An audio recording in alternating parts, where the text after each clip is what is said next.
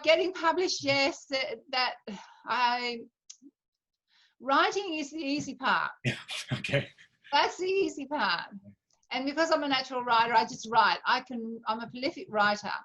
I've got stories there too. I've got to make little short stories and stuff as well. That's the easy part. Yeah, getting published. When I was living in Turkey, I did send my book to, I think, 5 publishing houses. However, it wasn't the right genre at the time.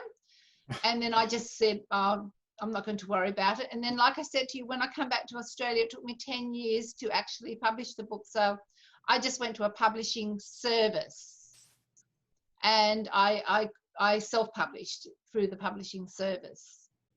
But I must start and try and write a query letter and you know, maybe traditionally publish my books.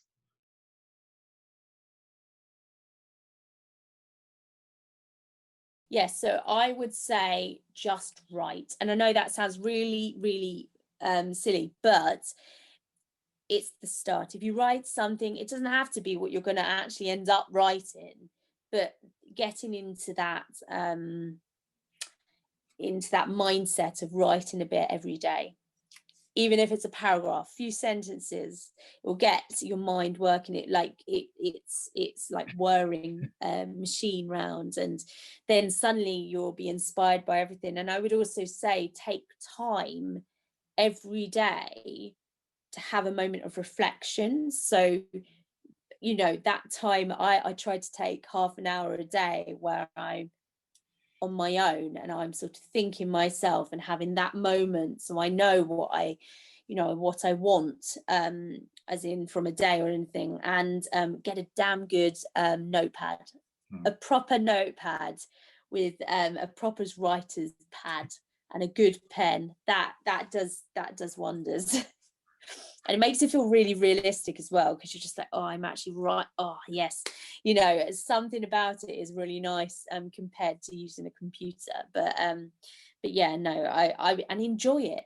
Enjoy writing. You know, it is going to be hard. There are going to be challenges. I mean, at the moment, I'm trying to get rid of 15,000 words, you know, but you look at the after effects and I don't know, when you see your book in its flesh, it's such a proud moment, and you know that that's going to be there forever, you know, and that's what keeps you going.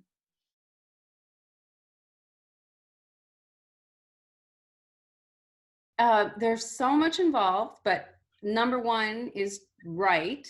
And just sometimes I just write anything that comes to my mind, because that's where you find the magical stuff. You're like, sometimes I don't know where it comes from. It's really amazing. So if you have and have a storyline, my husband calls it a yellow brick road, have a subject that you really believe in. It could be anything. It could be your life story. It could be something that happened to you when you were a child. But anyway, just write and then see where it goes. And then you can do a lot of different things after that. Self-publishing is wonderful. Some of my friends swear by it because you really control everything, but then you have so much work to get yourself out there. It's very important to have the visibility, but there's ways of doing that as well. And your podcast is just wonderful, and I appreciate that. Thank you so much. And things like that. It's a lot of work, but it's worth it because you just have a lot more control.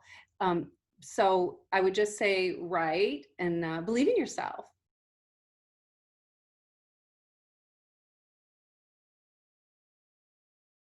And again, I teach writing workshops, and 6 of my books are for writers. What I tell writers all the time is that, this is going to sound a little strange, is that your story is smarter than you are. So it's really about trusting your story. I've never outlined anything.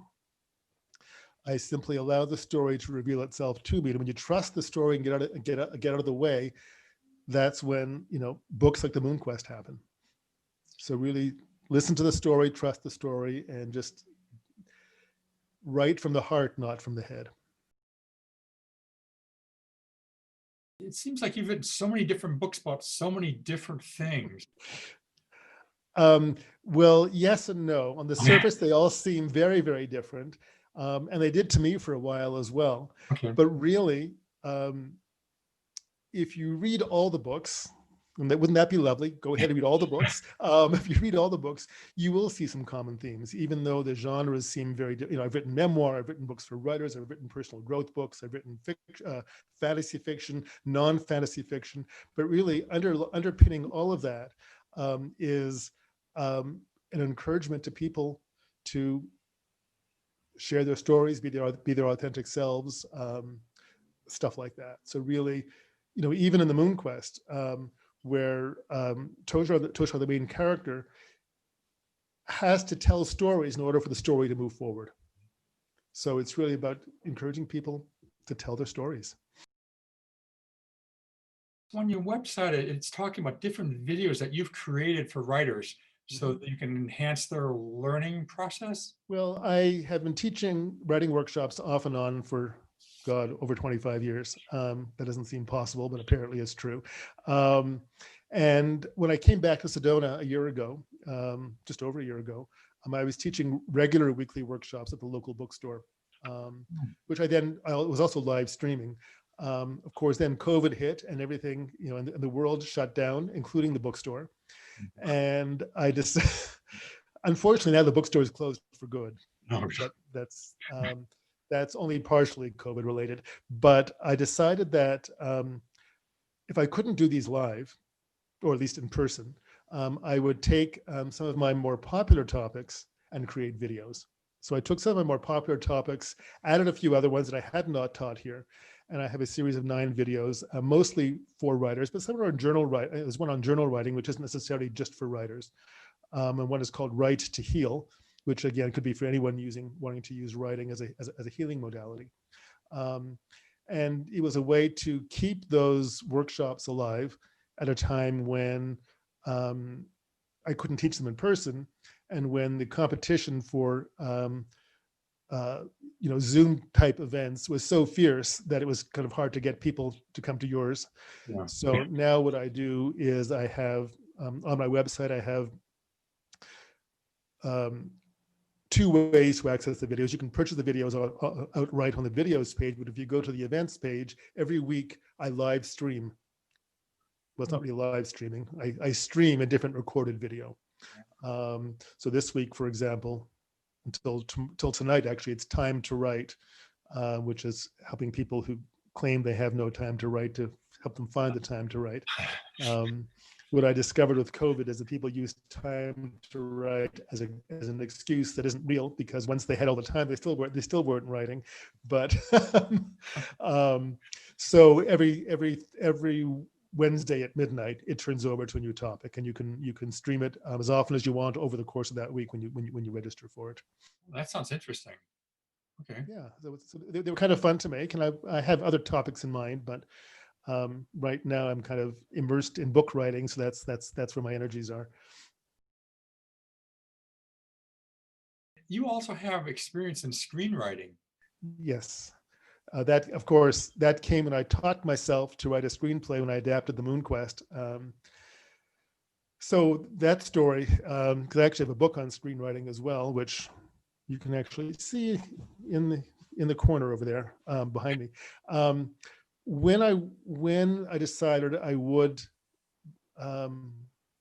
accept the challenge and adapt the Moon Quest as a screenplay, I went again to, this is when there still was a Borders. I went to Borders and looked at all the books on screenwriting, and wasn't happy, because the way screenwriting is almost always taught very technically, in a very structured, engineered kind of way. And that's not how I write, that's not how I create, that's not how I teach. So I kept looking for a book that would help me write a screenplay the way I create, and I didn't find one. I found a couple that were kind of, sort of, so I used those.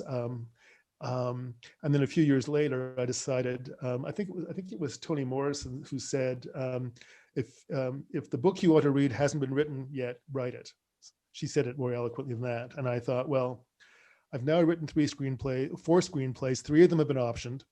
I think I have enough credibility to take my rather unique spin on screenwriting and turn it into a book. And one of the books was organic screenwriting. That's the one. Yeah, Okay. that's the one. And it's I called it that, and the subtitle is Writing for Film Naturally, because I wanted to give writers who had the same experience that I did, which was they don't want to write from an outline. They don't want to write from index cards. They want to create their story organically. And that's how I wrote the three. So now you could say, well, you knew the story of the Moon Quest because you were adapting it. That's true. The Sun Quest, however, I wrote first as a screenplay and then turned it back into a novel. So when I wrote the Sun Quest, once again, I did not know the story when I started. I knew the main character was going to be. That's all I knew about the story. And I wrote it the same way I read all my work, which is I just let the story take charge. And once the screenplay was done, then I fleshed it out into a novel.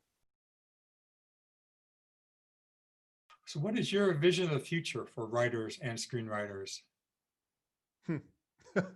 That's a dangerous question. You're already talking about all the changes that are happening now, and they're probably going to expand out into something more. Sure. Well, it's interesting because, I sell all my books as both print books and ebooks. And, when ebooks started taking off in popularity, I thought, well, maybe that really is the way it's going to go. And that's where the sales will be.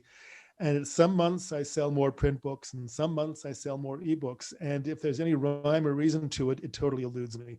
The advantage of ebooks is you want a book, instant gratification. You can start reading it, 30 seconds later, basically. A print book, if it's not in your local bookstore, it's going to take a couple of days to get to you.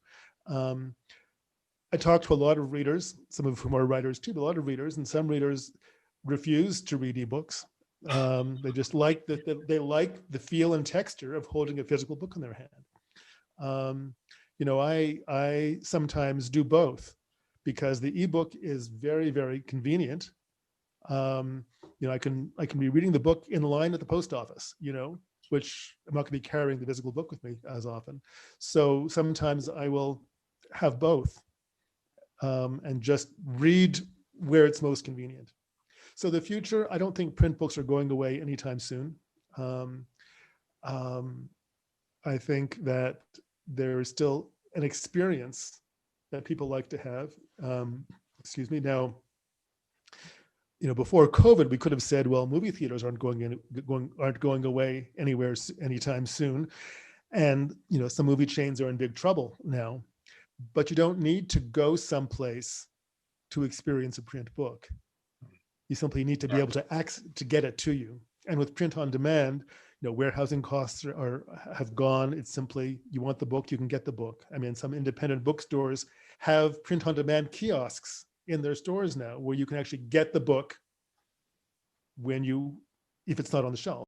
I didn't know that. Okay. Yeah. So I think that the future, the democratization of publishing, just like the democratization of music and filmmaking, is both great and challenging. It's great because we all have stories to tell and we can all get them out there. It's challenging because how do you get noticed? And that's, you asked about social media before. Well, when I started my Facebook and Twitter accounts, they were new platforms and it was easy to get noticed. Okay. Now they're mature platforms, and once again, just like in a bookstore, it's hard to get noticed. Yeah. So I don't think books are going anywhere anytime soon. Print books, I think it goes back to the schools. Are kids being encouraged to read? If they're being encouraged to read, then stories will be with us forever, in whatever form they take. Birthing your book, that's a book that helps you go about writing a book if you don't know what you're writing about. Right. So yeah, we can talk about that because there's a Sedona story behind that. Okay. So when I was working on my very first book for writers, The Voice of the Muse, I was asked to give a talk at another bookstore in Sedona that's no longer here. It was called Well Read Coyote, and I'd already given a talk at Well Read Coyote about the Moon Quest. So I was looking for something to talk about. And like I said, the Voice of the Muse was not out yet. I was close to being finished. And I thought,